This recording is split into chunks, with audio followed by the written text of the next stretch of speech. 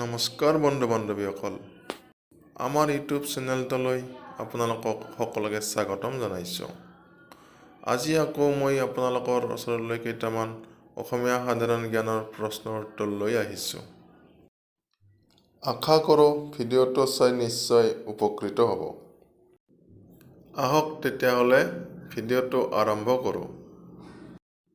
প্ৰথম প্ৰশ্নটো হৈছে অগ্নিগড় ক'ত অৱস্থিত? ইয়াৰ উত্তৰটো হ'ব তেজপুৰত। নেক্সট প্ৰশ্নটো হৈছে ভাৰতৰ প্ৰধান নদী কাক কোৱা হয়? ইয়াৰ উত্তৰটো হৈছে গংগা নদী।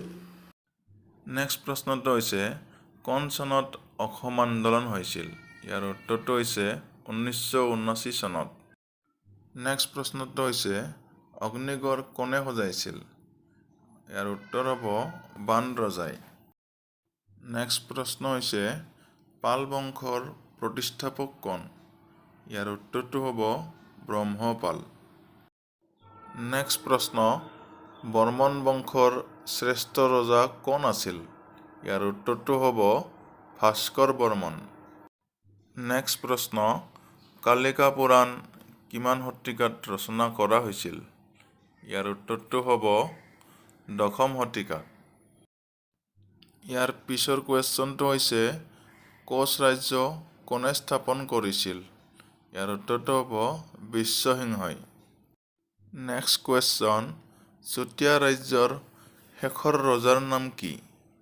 ইয়াৰ উত্তৰটো হ'ব নৃত্যপাল। নেক্সট চুতীয়া ৰাজ্য কেতিয়া প্ৰতিষ্ঠা হয়? ইয়াৰ উত্তৰটো হৈছে 1189 খ্ৰীষ্টাব্দত। নেক্সট কুৱেশ্যন কোন ৰজাই প্ৰথমে হিন্দু ধৰ্ম গ্ৰহণ কৰিছিল? ইয়াৰ উত্তৰটো হ'ব জয়ধ্বজ সিংহই। নেক্সট প্ৰশ্ন বুৰঞ্জী শব্দটো কোন ভাষাৰ? ইয়াৰ উত্তৰটো হৈছে টাই ভাষাৰ। নেক্সট কুৱেশ্যন আহোমসকল অসমলৈ কেতিয়া আহিছিল?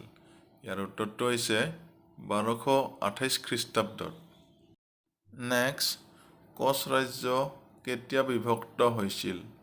ইয়াৰ উত্তৰটো হৈছে 1581 খ্ৰীষ্টাব্দত। নেক্সট কুৱেশ্যন নৰনাৰায়ণৰ প্ৰকৃত নাম কি আছিল? ইয়াৰ উত্তৰটো হৈছে মল্লদেৱ। নেক্সট কুৱেশ্যন কছাৰীসকল কোন জনগোষ্ঠীৰ লোক? ইয়াৰ উত্তৰটো হৈছে মংগোলীয় গোষ্ঠীৰ লোক। নেক্সট কুৱেশ্যন শৰাইঘাটৰ ৰণ কোন চনত হৈছিল? ইয়াৰ উত্তৰটো হৈছে 1671 খ্ৰীষ্টাব্দত। নেক্সট কুৱেশ্যন ভাৰতত কিমানখন উপকূলীয় ৰাজ্য আছে? ইয়াৰ উত্তৰটো হৈছে 9খন। নেক্সট কুৱেশ্যন পৃথিৱীত কিমানখন মহাদেশ আছে?